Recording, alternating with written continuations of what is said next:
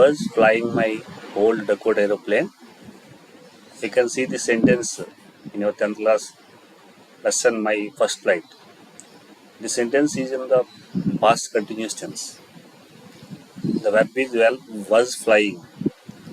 Passive voice రాసేటప్పుడు being flown, my old Dakota aeroplane was being flown by me అని చేయడం జరిగింది. In this video how to change continuous tense sentences into passive form.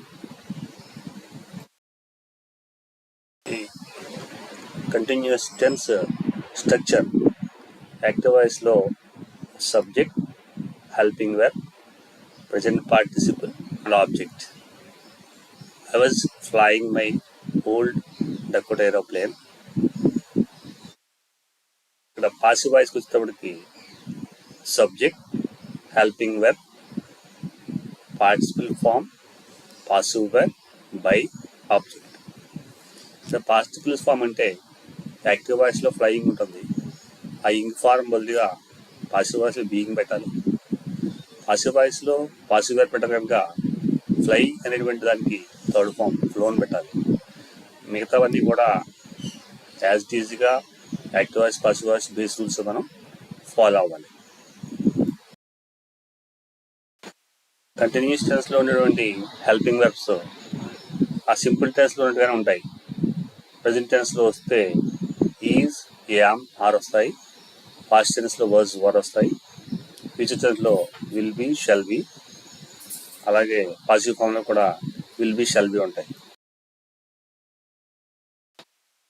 Verb forms in the continuous tense. Active వాయిస్లో వచ్చి V1కి ing form ఉంటుంది. For example write ing form వచ్చి writing వస్తుంది. Passive వాయిస్లో వచ్చేటప్పటికి ఆ ఇంగ్ ఫామ్ బదులుగా బీయింగ్ అనేది యాడ్ చేస్తాము. రైట్కి థర్డ్ ఫామ్ రిటర్న్, అంటే టోటల్గా మనకి బీయింగ్ రిటర్న్ అనేటువంటి వెర్బ్ ఫామ్ పాసివ్ వాయిస్లో వస్తుంది. The women is preparing supper, ఇది మనకి ఫస్ట్ యూనిట్లో ఉన్నటువంటి సెంటెన్స్. ఇది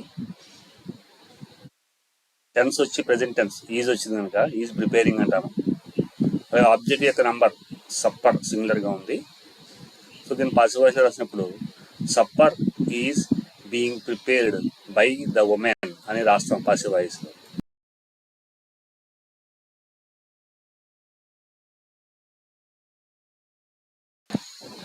ఈ sentence the women was preparing supper అంటే ఇక్కడ వాజ్ అనేది పాస్ట్ టెన్స్ ఇండికేట్ చేస్తుంది.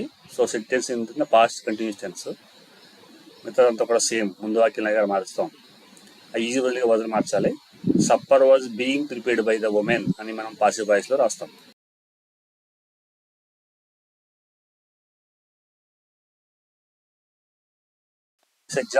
This example, they are painting the house.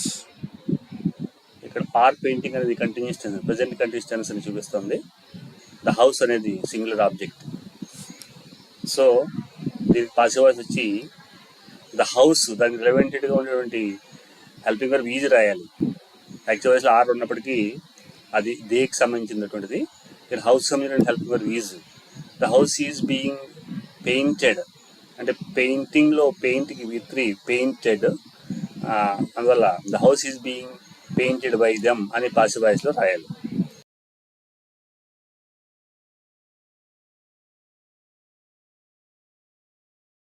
So in this example they are painting the houses. So are painting present continuous tense represent చేస్తుంది.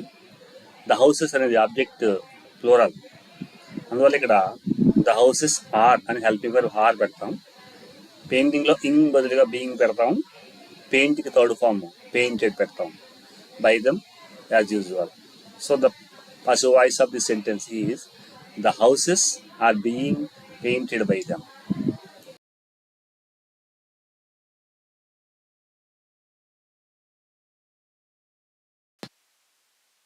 They will be constructing the new bridge.